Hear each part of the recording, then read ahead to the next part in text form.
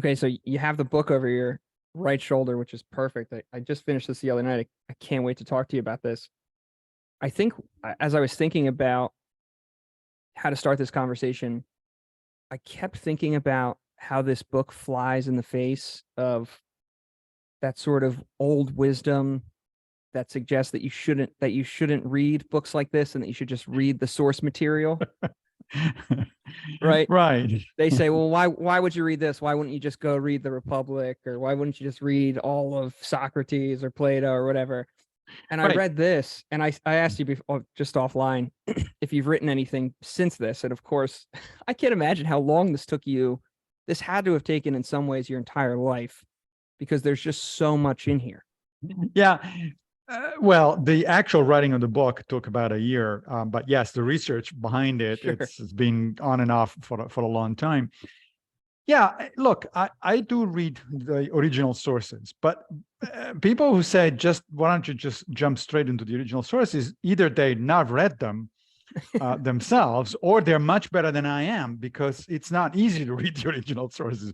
I mean, you just mentioned Plato's Republic. Good luck. Sure.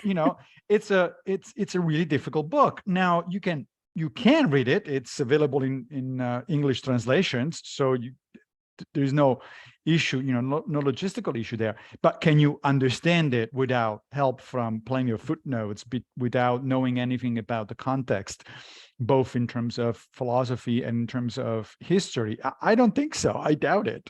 Right. So one of the problems, and I think the fascinating things about ancient authors, is that they are deceptively approachable. Right.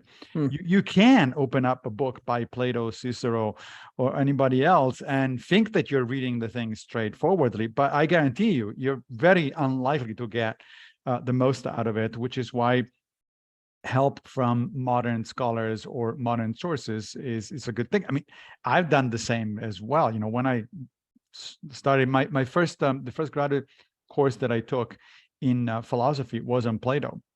And boy, am I glad that I had the help of my professor to jump through it, because otherwise I don't think I would have gotten even 50% of what was going on there.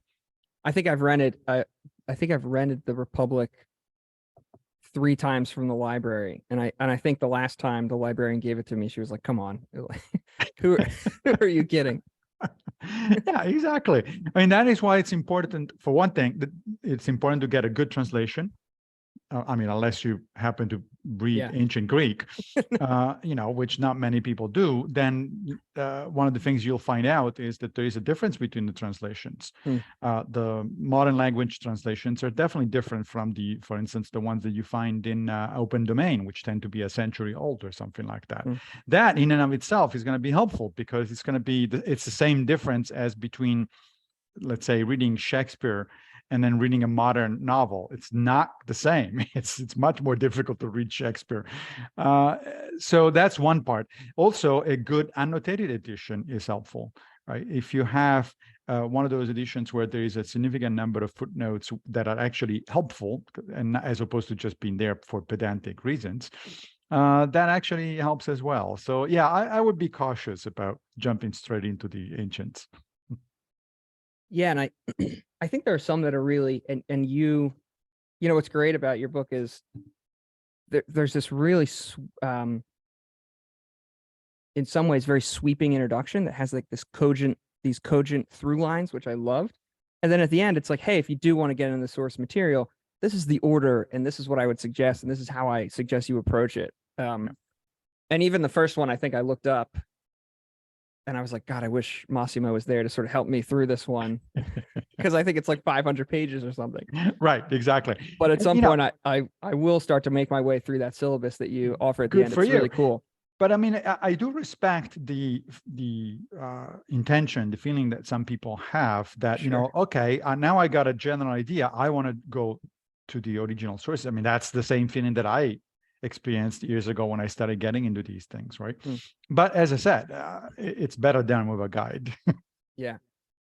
One of the first things that made this, that argument against those people sort of apparent to me, to spell that out, one of the things while I was reading this book that made it very clear to me that I would much rather be reading this book than all of these different source materials was this first story that seems to be, and obviously it's the subtitle, it seems to be something of the main through line. I'm really curious to know if what came first, your interest in that story or your interest in everything else, and you found that story as a through line.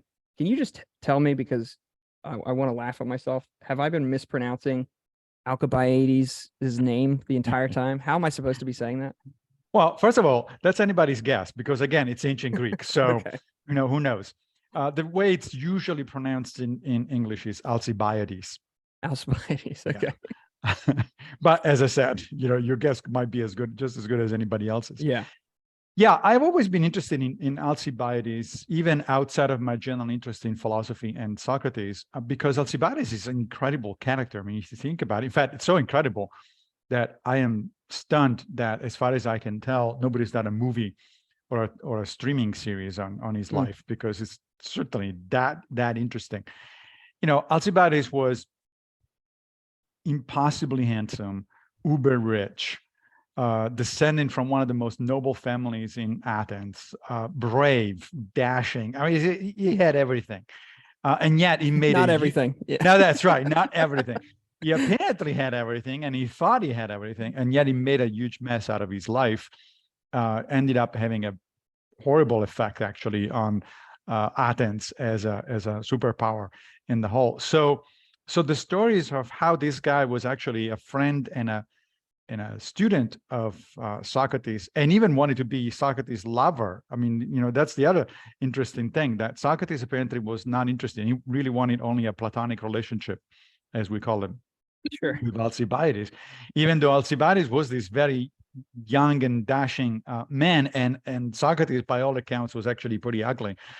So it's this kind of a reversal of roles, where the dashing, attractive, handsome man goes after the older and ugly one, and the ugly one says, "No, I'm sorry, I'm not interested." So the relationship between these two has always been fascinating.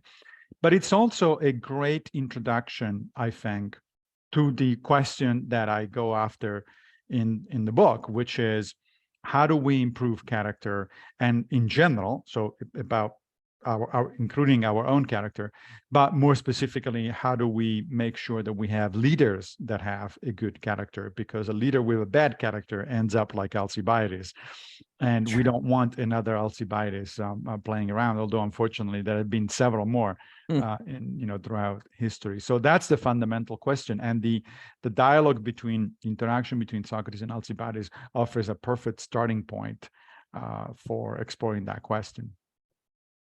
Definitely. And to get back to my sort of original thread, what was apparent to me is that I would have never discovered this character, with the exception of maybe a few references here and there and some dialogues. And what you did, which was really cool, was you took all these different source materials and created this narrative that was really clear to me, of like, here's a glimpse of I wrote this down, Alcibiades. Here's a glimpse of Alcibiades from these dialogues. Here's a glimpse of Alcibiades from this, series of biographies of, influential people in Athens. And here he is again in this play.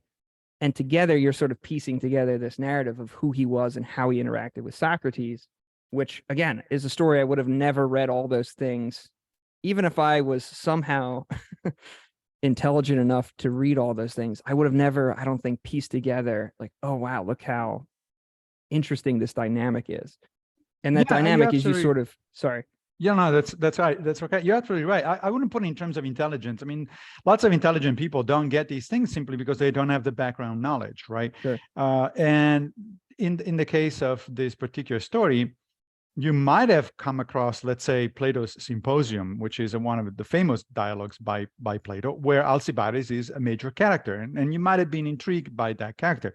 But then, would you have discovered that there are two other dialogues by Plato that are usually not read? They're not the big ones, the Alcibiades Meyer and the Alcibiades Minor. And it's like, no, probably not. I mean, unless you actually are somebody who's really into this stuff and you really, pay attention to these things. So it's easy enough. That's another reason why it's good to have a guide for the ancient sources, because otherwise, because there's so much out there that otherwise you're very likely to miss something and not be able then to put together the puzzle in an interesting way. Yeah. You alluded earlier to this disbelief that this hasn't been turned into a movie or a series. Right. And you should, I would recommend you get to writing on that, because it was so easy for me to imagine. In fact, I read this a few days ago. And since then, I've been talking to my friends and my girlfriend about it. And his character is so, I'm not going to say relatable personally, but you can sort of picture this person out in the world who seemingly has all these things and at least has enough intelligence and certain like social virtues to be able to, you said earlier that he sort of caused a massive mess in Athens. And if I lived a miserable existence, it would just be a quiet one. I wouldn't be able to affect, an entire country.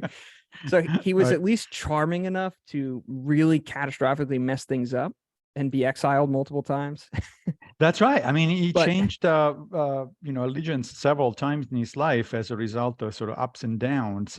And it was incredible. I mean, he managed to get himself elected general in Athens right at the beginning of the Peloponnesian War. This is the big war that lasted 20 years between Athens and Sparta.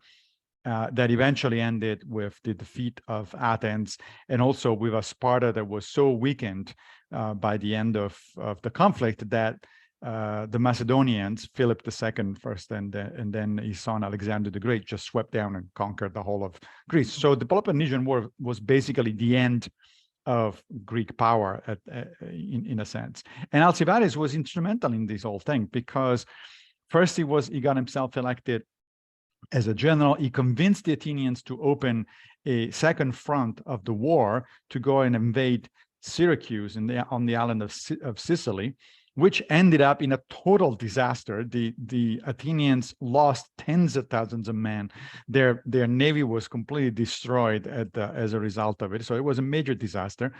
He was recalled before the disaster ensued. He was recalled home to stand trial because he was accused of having done some damage to some sacred images in the city.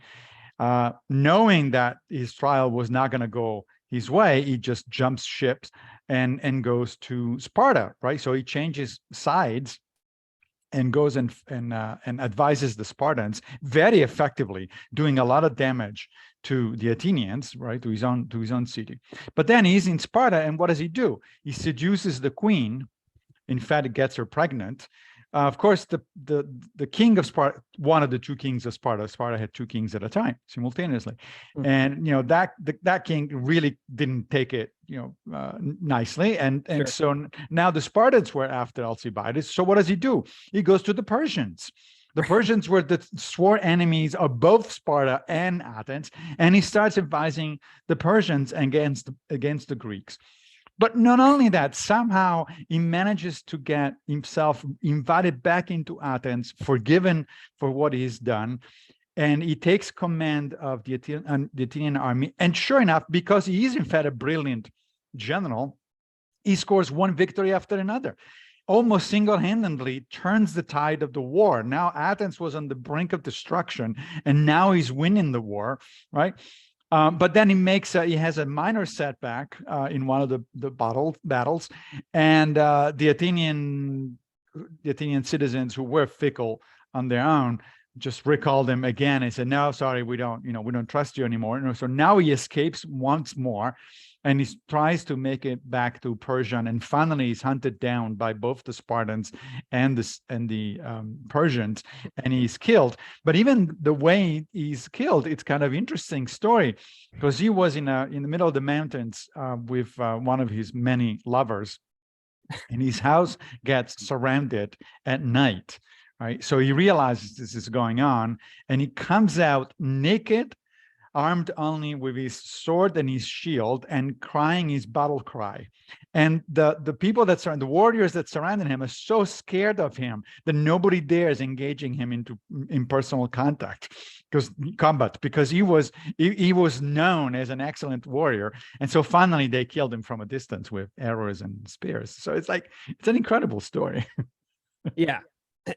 And part of you, he has these anti-hero character, or these anti-hero traits, where part of you is sort of like disgusted by him, but then also mesmerized, right? Exactly. If I knew one person, even relatively closely, who did half of the things he did, I would be in total awe of this person, regardless of their character. And of course, you know, which is the point. That's not a great thing. Yeah.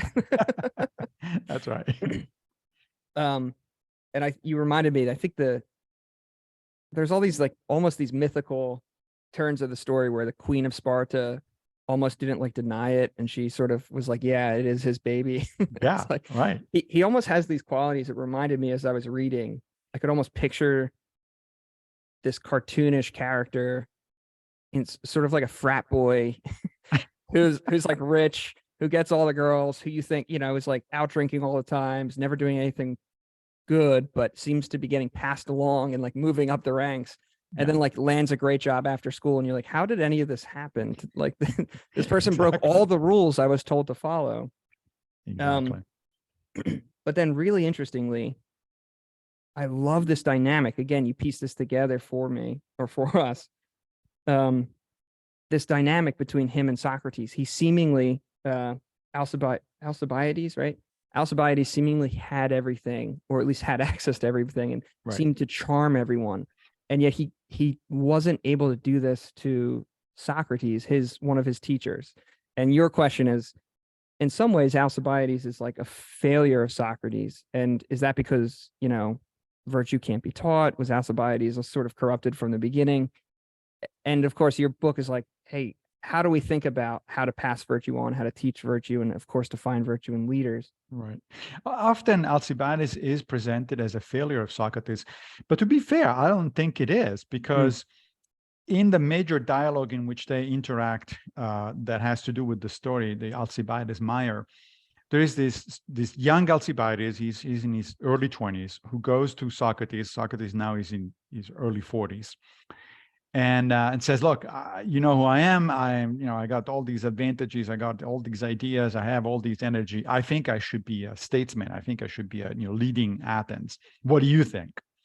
And Socrates basically sits him down for what we would today call a job interview, and say, all right, well, sure. Tell me, what would you do? Why would you do it?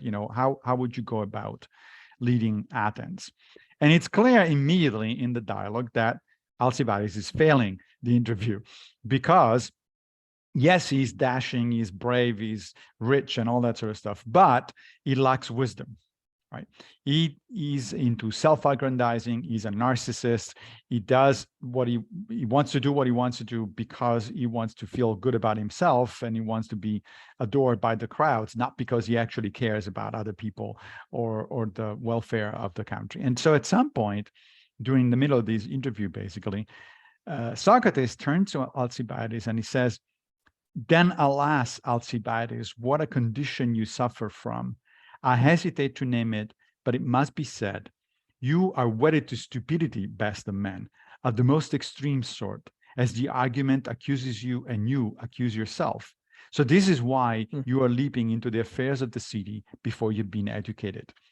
Ouch, right? So here's your friend and mentor who says, you're an idiot. You really shouldn't be doing these kind of things. It's very dangerous. Now, the word there that is often translated as stupidity is actually an interesting Greek word. The original word is amatia, Amathia, and it really literally means unwisdom or lack of wisdom. So what Socrates is saying is not that Alcibiades is stupid in the normal sense of the term. He's far from it. He's actually a very smart person. He's a very educated, highly educated, and very intelligent person, but he lacks wisdom. He doesn't know. And what is wisdom? Well, wisdom is the knowledge of what is really good and what is not good.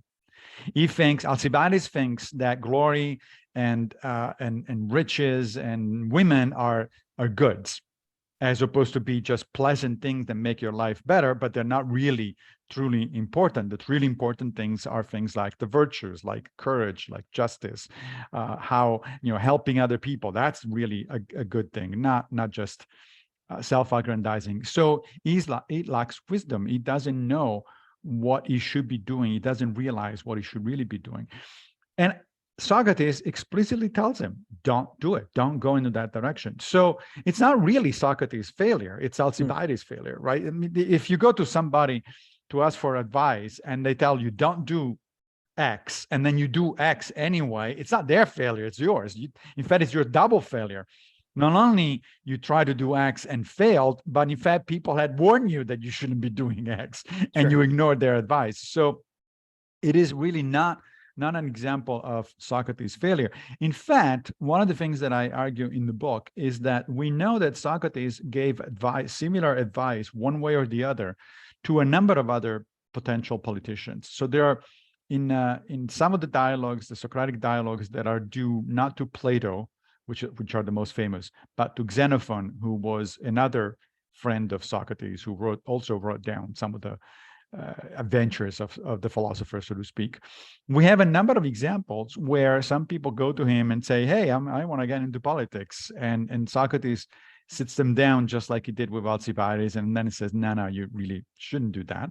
But there are also cases where he actually advises somebody who doesn't want to get into politics to actually do it because he figures that is the right person. So it all comes down to, how do we tell what kind of people should be leaders and or shouldn't? And of course, the Socratic answer is you have to look at their character, hence the title of the book, of course. A good character is much more important than the specific ideas that these people may have, as we would put it today as a political platform, right? So typically these days, when we go and vote for somebody, we want to know what their platform is. So what are they for and what are they against? What would they want to do if elected? Now, those are important questions. Obviously, I want to vote for people that support my general notion of how society should work.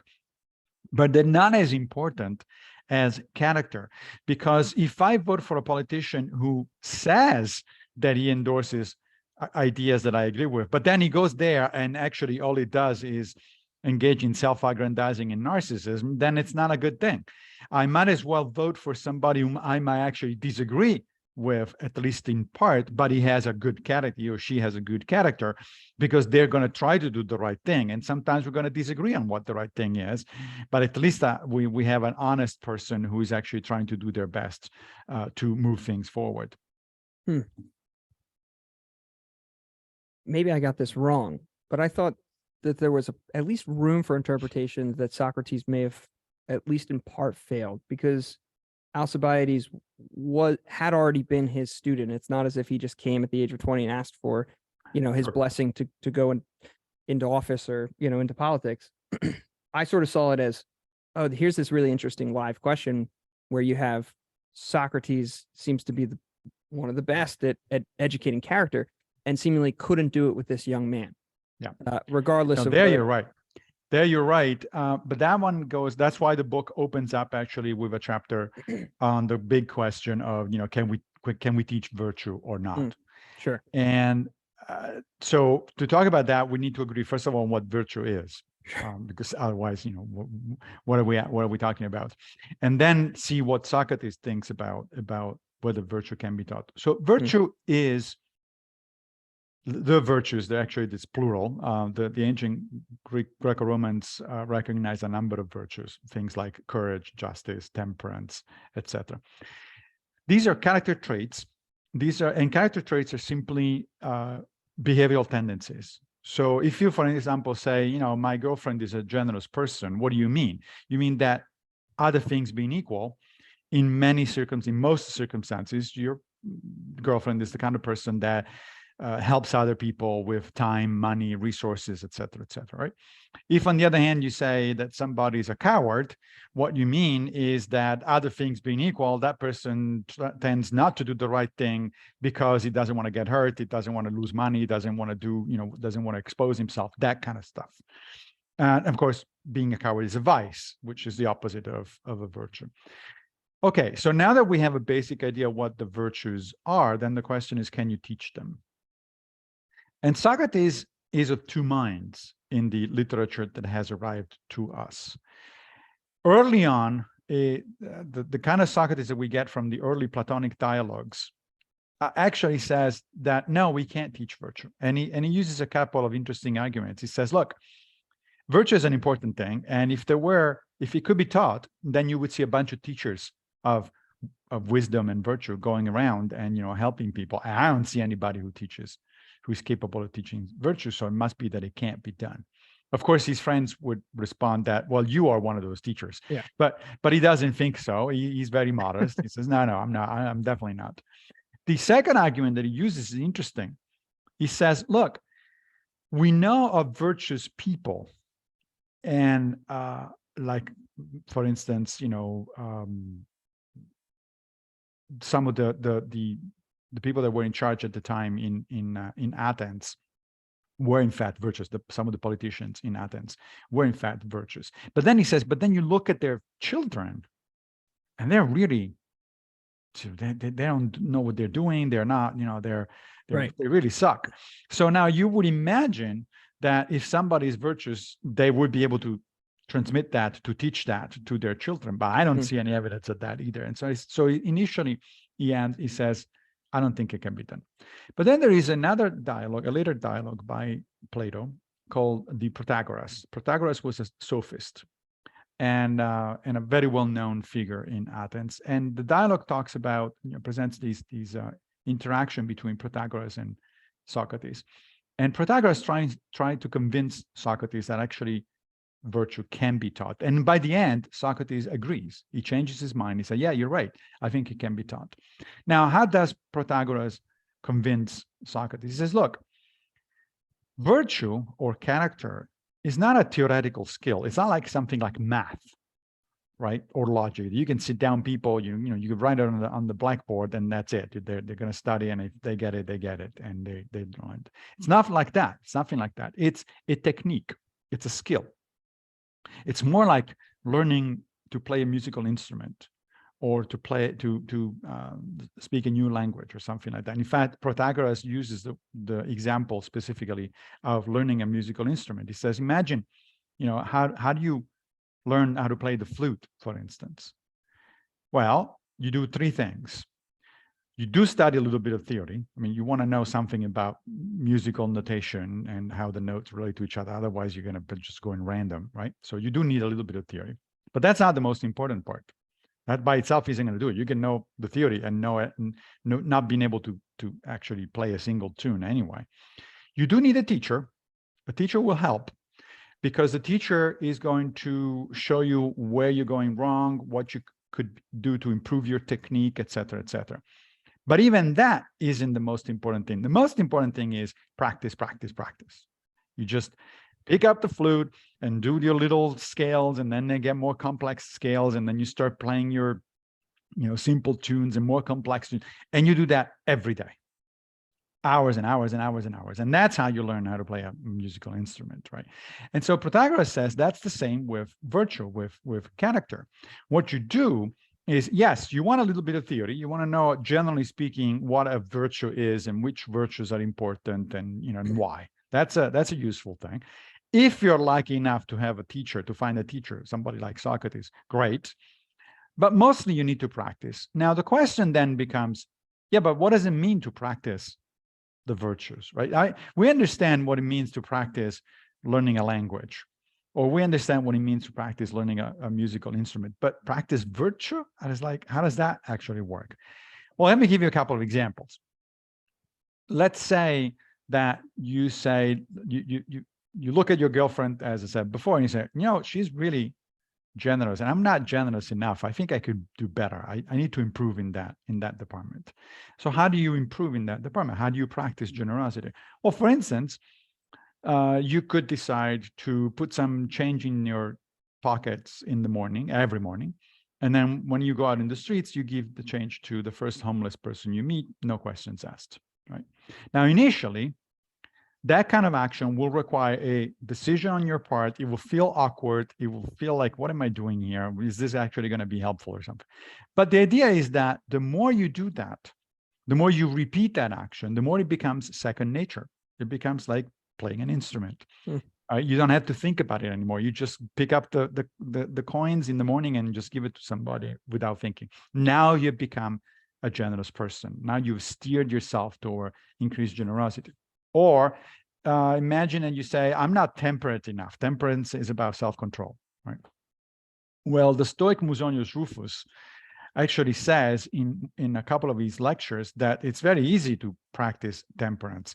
You have chances every time you sit at a dinner table or a table to eat in general. Because if you start paying attention to how much food you're eating, how fast you're eating it, how much you're drinking, how fast you're drinking, the quality of your food, where does it come from, et cetera, that is all practice of self-control, because you will start being mindful about, hey, I don't need to eat this much, or I don't need to drink this much, or I don't need food that comes from the other side of the world. I could get the food from around the corner, et cetera, et cetera. And again, initially, it will feel a little forced, a little awkward, and you'll be sliding back from time to time and eating too much or drinking too much. But the more you do it, the more you pay attention, you do that mindfully, the more it actually succeeds. And after a while, you won't even think about it. Of course, you're going to eat smaller portions, or of course, you're not going to get drunk at dinner, and so on and so forth. So that's how you practice virtue. One of those real life examples reminded me of one of the meta points of your book that are sort of humming in the background. That is, being a philosopher is someone who practices living a good life. And that's my paraphrase. I don't know if that's exactly how you would put it. And it's not necessarily a university professor or, what we might have thought of, as a toga wearing philosopher or something like that. So it was a very inviting, on the one hand, it's like, thank God I have an expert here sort of guiding me through these texts. And on the other hand, there's an invitation to sort of make this very practical and not this sort of like ivory tower practice. That's right. I mean, these days, philosophy has a bad reputation because it's often presented as the quintessential navel gazing. You're doing something that is absolutely useless to anybody else, right? And you're an academic, essentially. Even that characterization is a little unfair, because anybody who's in academia does navel gazing. I mean, I was before turning into philosophy, I was a scientist. I can tell you that nothing that I did as a scientist has any practical utility whatsoever, and that was on purpose. I was just interested in basic questions about, in my case, about how genes and environment interact to shape living organisms. It had no practical purpose. I mean, it might at some point in the future, but that wasn't the reason I was doing it. I was doing it just because I was curious. And that's what academic research is about. So even that's a little bit unfair. But the interesting distinction there is the one you just made. That is, the word philosopher is ambiguous. It has at least two different meanings. One is that of a professional philosopher who works in an academy, academic department, who teaches at a university, et cetera, somebody like me. And the other one is what the Greco-Romans meant by it.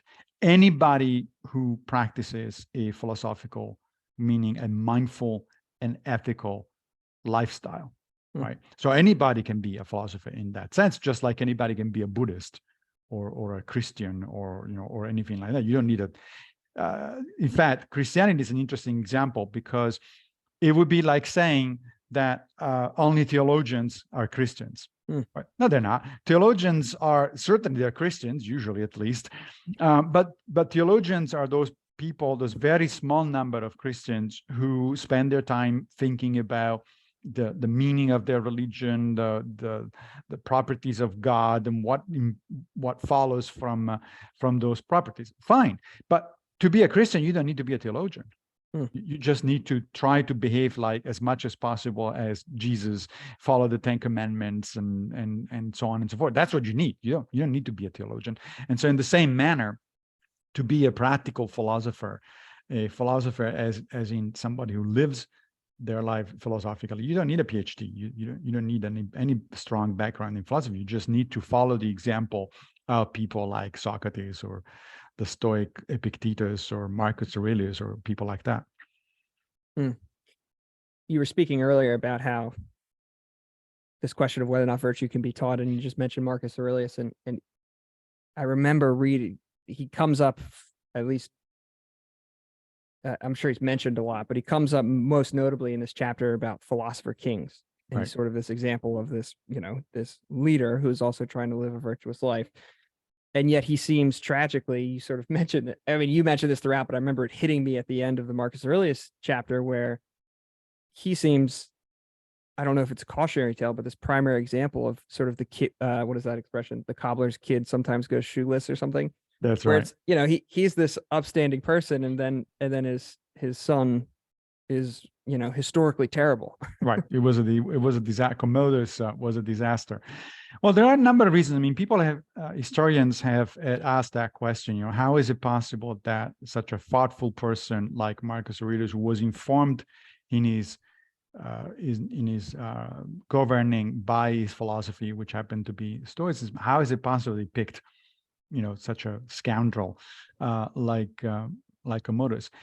And the answer is actually complicated. First of all, as it turns out, Marcus Aurelius initially did not pick Commodus. He had set up a complex series of successions so that Commodus might inherit the reins of the Roman Empire, but only after several years and only after he had been brought up by other people before him. Which is exactly what had happened to Marcus himself. Marcus had been adopted by Antoninus Pius, who was the previous emperor, on the advice of the still previous emperor Hadrian, right? So Marcus was trying to do something similar to what Hadrian was doing, think ahead and pick a number of people who would then help each other essentially steer the empire. But what happened is, unfortunately, 3 of the people that he picked died. And so he got to the end of his life where he was running out of options. There was really nobody that he could pick at the last minute, for one thing. The other reason is that, unfortunately, Commodus was Marcus' actual son. The previous emperors, so Marcus was the 5th of a series of emperors that are often referred to as the good emperors, because they actually had good lives and good, and they governed in a good way. Right. There were only 5 though. Only 5, yeah. That was the apex of the Roman Empire. That was arguably the best period of the Roman Empire, and these emperors were Nerva, Trajan, Hadrian, Antoninus Pius, and Marcus Aurelius. And the interesting question is, well, why did that period end with Marcus Aurelius? Well, one major difference between Marcus and the previous 4 is that the previous 4 did not have their own sons. So they couldn't leave the empire to their biological sons because they didn't have any, right? So they had to choose. They had to pick. They had to actually pick by merit instead of just by bloodline. When it came to Marcus, Marcus had, I think, 15 children, of whom only 5 survived to the adult age, and only one of them was a boy, and that was Commodus. And the problem is that it would have been really seriously risky for Marcus not to pass the empire, the reign of the empire, to Commodus, because that would have almost certainly triggered the civil war. If Commodus had been excluded from the succession, part of the army would have gathered around him and started a civil war. That had happened before in Roman history, and it happened again later on. And so Marcus knew very well that he basically had no choice at some point, partly because of accidents. Other people that he had picked died, and partly because he had no choice in terms of succession. Unfortunately, the Romans got Commodus. And yes, you're right, it was a terrible period. Commodus was a tyrant, and he actually lasted a good number of years, which is surprising because a lot of the emperors were eliminated pretty quickly when they turned tyrants. I want to shift back a little bit, if you don't mind, although, of course, it's all from your book and it all relates to each other. And you make that very clear. If you took a look at my copy, think there are no notes in it until around page 40 when I realized, like, oh shoot, this is something I should really start paying attention to. And the scene that really made this, where I started taking a lot of notes, was the scene. You're sort of setting up Alcibiades, I think, and he's this character that seemingly has, as we've said, has the approval of everyone except for his teacher Socrates. And one, if they're listening to this, might be able to glean where sort of Socrates is really interested in virtue, and this other person, if I had to come up with one word, is probably really interested in approval, and is sort of endowed in certain ways, and gets the approval of many people, but can't get the approval of his teacher, Right. who's really interestingly ugly, while Alcibiades is really attractive, and he's sort of the opposite. He's very virtuous where he's not. And there's this scene, I forget where it comes from, but they're at somebody's house, I think a symposium, right? Yeah, it's in the I found out the symposium. etymology of that word. Yeah. So thank you. They're at the symposium and they're sort of drinking after this fest, and I think somebody won some competition, a poetry competition or a That's tragedy correct. competition. Yes. And everybody's giving speeches about love, or that was what the poet wanted or something. So they all start giving these, and then Socrates talks about the different kinds of love. And I think if I get this correct, Alcibiades crashes at some point, and instead of sort of giving a speech about love, he just talks about how tortured his love is for Socrates. That's right. Yes. And I sort of thought back to this frat boy image of Alcibiades that I have. And there's, excuse me if you go into this more in the book, but I remember there only being sort of mentions of how complicated their relationship would have been historically, where I think the word that you use is it pederasty, or what is the word? That's right. Right. And you sort of mentioned how complicated that term was, at least historically, and how obviously binary it is now. But that relationship that Alcibiades sort of wanted it, if I understand correctly, to be sort of romantic, and Socrates, as you said, preferred it to be platonic. We would look back on that and think that that was really confusing and wrong. That wasn't how it was viewed then. And in fact, No, that's right. Alcibiades seemed to want it at an age where even now we would say, okay, we might not totally get it, but we're, if we're going to just sort of map on our current ethics, he would have been at the age, I think, at that party to say that he wanted that. Is that correct? That is correct. So yeah, you got pretty much everything right. So what was happening? That's when I started taking notes. Yeah, that's right. What was happening is that there was a party, a drinking party, was a symposium, was in ancient Greece, was a drinking party where people will talk about philosophy or poetry or literature or something like that. And the host was a guy named Agathon, who, you're right, was a poet. He had just won a competition, so he invited some of his friends over basically to celebrate, right? And what he does, he instructs each one of the guests in turn to give a short speech in praise of love, right? And Socrates is one of the guests, and in fact, he does. He talks about love. In fact, we get, advice about Eros from Socrates in that dialogue, which is kind of fascinating. Yeah, and he sort of crushes it, right? Yeah, but then Alcibiades comes in and he crashes the party. He's drunk.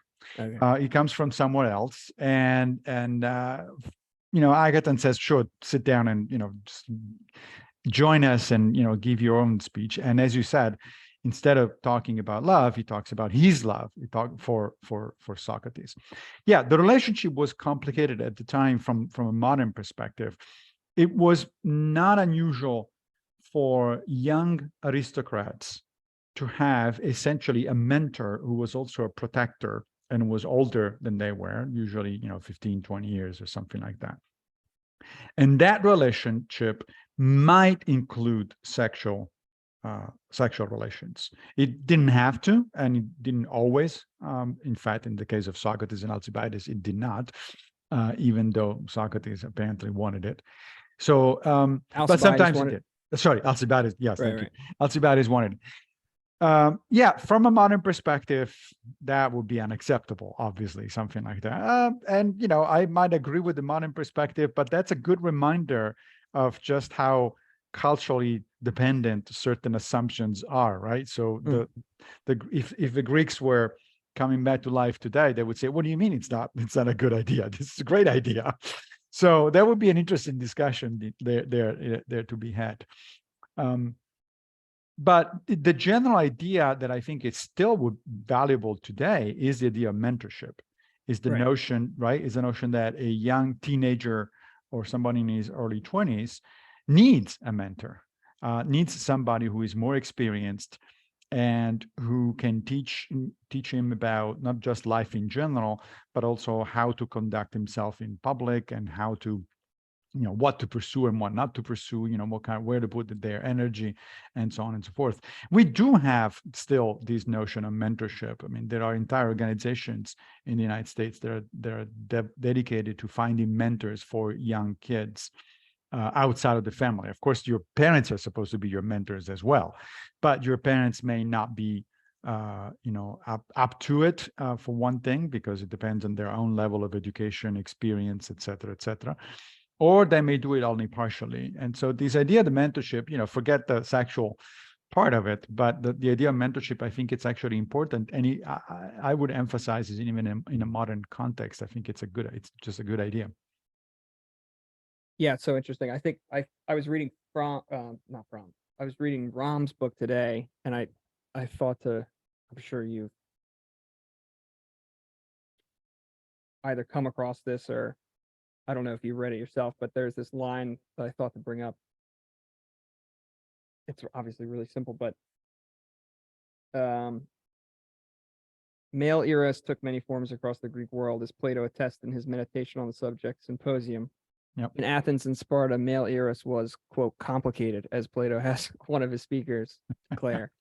And yes. I think he mentions that because in Thebes it was sort of it was not complicated. Nobody was confused about it. Apparently it was, and interestingly, as you said, it facilitated this sort of mentorship where, it sounds like in Thebes it involved sex. I don't know if that's across the board.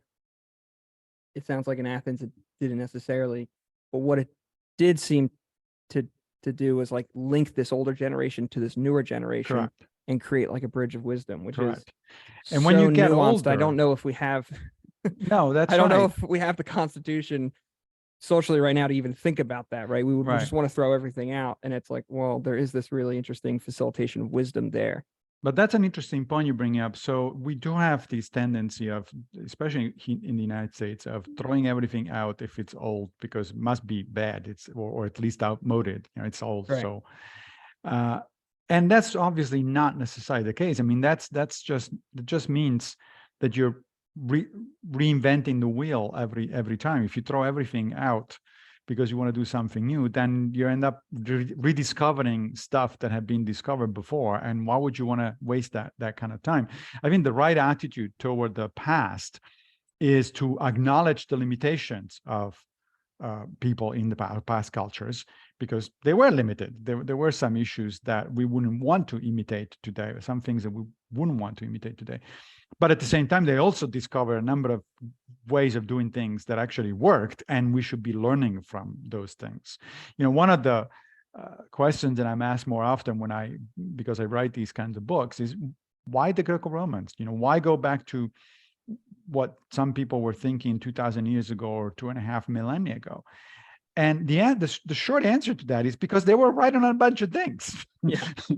Not everything, for sure. I mean, there were certain things that I would not recommend that they were done by the Greco-Romans, such as having your mentor having sex with, a 16 or 17-year-old. I don't think that was a good idea. Sure.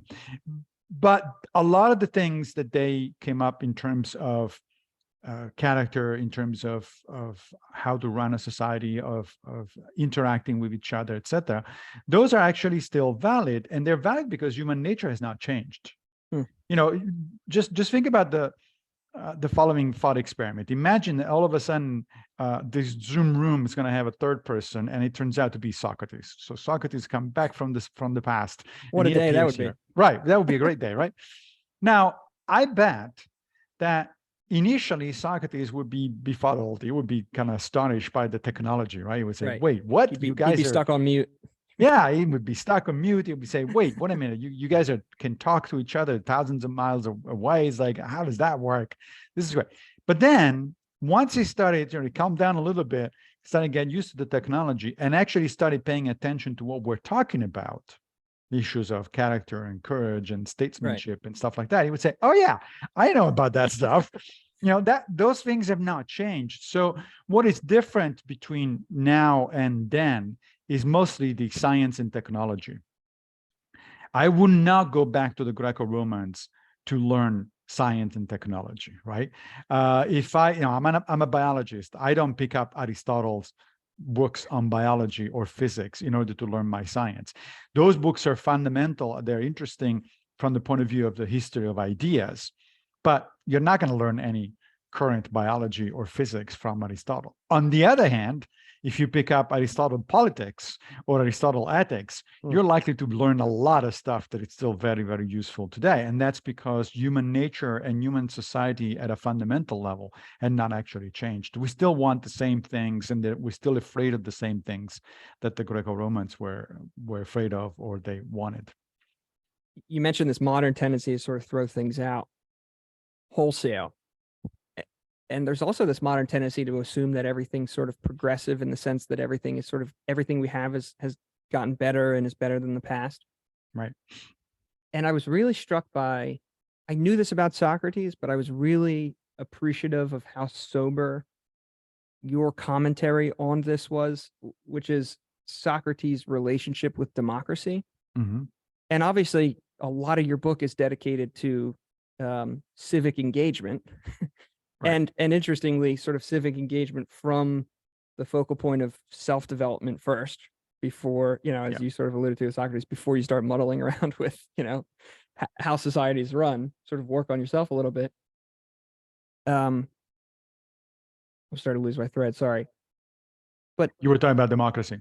Right.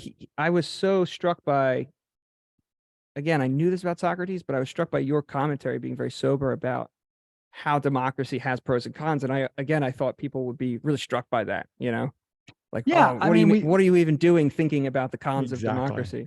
We tend to think of certain things as inherently good, and there's no reason to question them. Democracy being one of them, right? Sure. But it's complicated. First of all, because there are different kinds of democracy, of a democratic government, right? So in ancient Athens, democracy was essentially mob rule. It was a majority rule. If you convinced 51% of people to kill Socrates, that's it. Socrates was gone. And that was, of course, Plato's great grudge against democracy. He said, democracy has actually killed one of the best men that has ever lived on the planet. So it can't be that good of a thing. So there is this notion of democracy can take different forms, and there are negative aspects to some of those forms. One I just mentioned, that is that if it's a straight majority rule, if it's a simple, direct representation, direct democracy as opposed to representational democracies based on a constitution like ours, then you have a tyranny of the majority for all effective purposes, and that's not a good thing. And that does have a, often I bring that up and say, well, but we don't do that. And I said, well, but there are plenty of people who are actually arguing that we should democratize, we should act in that way, that we should just ask people on the internet to vote directly on bills and then do whatever the majority of the people on the internet agree on. It's like, are you kidding me? That would be worse than the kind of democracy that was effective in ancient Athens. Another one of the problems with the Athenian democracy, which I briefly mentioned earlier on in this conversation, was the fact that the Athenian assembly, which was the one that was making decisions through votes, was fickle. It was easily swayed by populists, by people who would promise this or that or the other. And so one of the reasons that Athens lost the Peloponnesian War is because they kept recalling their generals, including Alcibiades, for minor infractions, for minor reasons. So they would call them back. In one famous case, which I actually described briefly in the book, they actually killed a bunch of their best generals right at the height of the war, because the crowd was convinced that these people had done something wrong, which was questionable in and of itself. So it's like there are problems here, and the basic idea, therefore, is that we should never take anything as unquestionable. Even things that look like obviously good, such as democracy, the devil is in the details. It depends on how it's done. It is true, I think, as Winston Churchill famously says, that democracy is the worst kind of government except for all the others, right? I would agree. I mean, I'm certainly not, not in favor of going back to a monarchy or anything like that, right? But nevertheless, the issue is there are drawbacks in every form of government, and it is good, it pays off to be able to understand what those drawbacks actually are. You gave the great example of Socrates himself being killed through a democratic mechanism. One of the examples that stuck out to me in the book was Alcibiades convincing, I don't forget, some group, or whoever was voting on it, some group, to allow him. I think that might have been the Battle of Syracuse. Yeah. He convinces them to sort of invest in this thing. They do. When he comes back, I forget that they yell at him like, "You shouldn't have convinced us to do this thing." Right. Exactly. So Alcibiades convinces the Athenian assembly to take one course of action, and then they come back and say, "Hey, wait a minute! You should not have." The thing doesn't work out, because sometimes things don't work out. It's just the nature of human endeavors, and so he comes back and he said, "Well, but you gave me the authority to do it, so your decision was yours." "Oh, well, you should not have been convincing us." Like, what do you mean? I should not be convincing you. That's the way the system is supposed to work. You need to take responsibility, basically, for your own decisions. And if you want to discharge that responsibility and give that responsibility to just one person, well, then you have to accept the consequences that you're not living in a democracy anymore. Now you're living in a monarchy or in a tyranny or whatever it is. So you can't have it both ways, right? You cannot have both a democratic and a government and a government by one person. So you have to pick. Right. And he was such a cold-blooded pragmatist that I almost could imagine him being like, "That's my job, actually. My job was to convince you, and your job was to, soberly refuse me, but you failed." That's right. I'm aware of the time. You could tell me if you don't have. I want to move. I want to ask you about a few religious questions, because there's some really interesting footnotes, but please feel free to cut me off, and I'm happy to send you an email, or even in a few months schedule another call if you don't have the time right now. We have a few more minutes. Yeah. Awesome. I'm just taking a look at my notes. There was this interesting question about religion throughout the whole book. There were a few things that stuck out to me. It wasn't a major focus, I don't think, of your work, but again, it was sort of the subplot that was sort of humming in the background. There was, of course, this question of Socrates himself being charged for, I think, blasphemy or something in regards to impiety. But then he, of course, tips his hat to the gods right before he dies and says, I owe a sacrifice of a rooster to this god. I forget which one it was. Yes, Asclepius. Yep.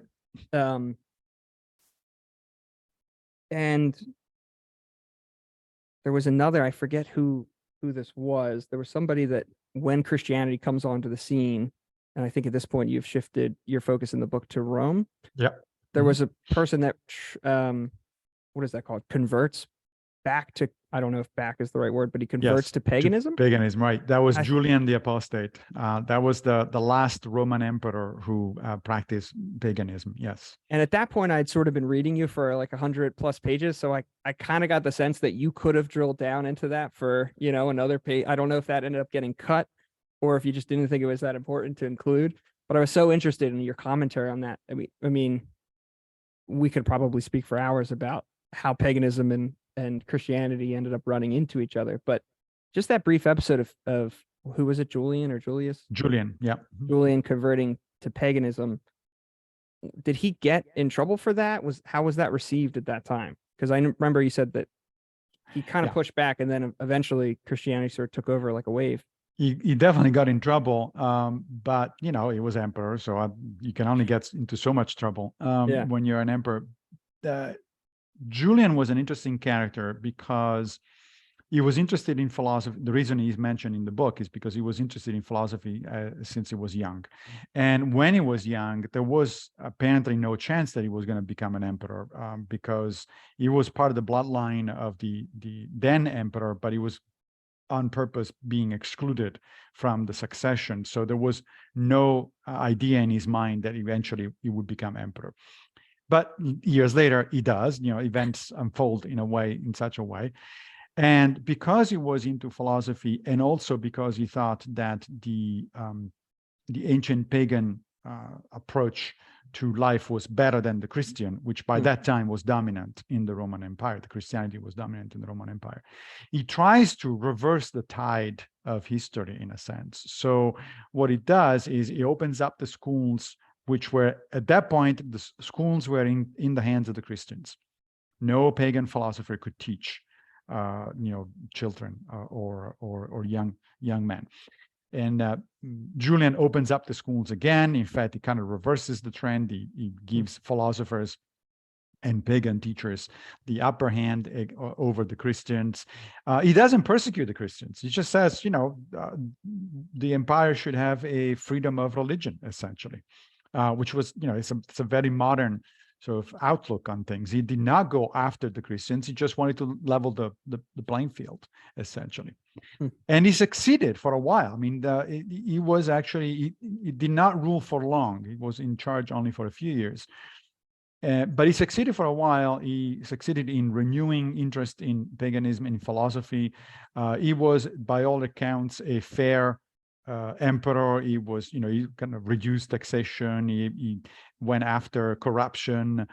He replaced a bunch of the people at the court who were corrupted and, fired them and so on and so forth. But then what happened is not exactly clear. So he started a campaign in Persia, a military campaign in Persia, which was a continuation of something that the previous emperor actually had done. And things were initially going pretty well. Julian was actually also a reasonably good, general in the field. So things were going well. But then the story gets murky because he was waiting for reinforcements. The reinforcement never arrived. And there are some historians have suggested that they never arrived because one of the Christian advisors basically sabotaged the whole operation. So Julian at some point decides that, okay, the reinforcements are now coming, so let me get back to my own territory. So he tries to bring his army back. He's engaged by the Persians at some point, and he's killed in battle. But even that is murky because it looks like, well, at least there are some sources that suggest that he was actually struck from the back by one of his own. One of his own soldiers was probably a Christian who did not like having a pagan emperor. However he went, he's the last example of a non-Christian emperor.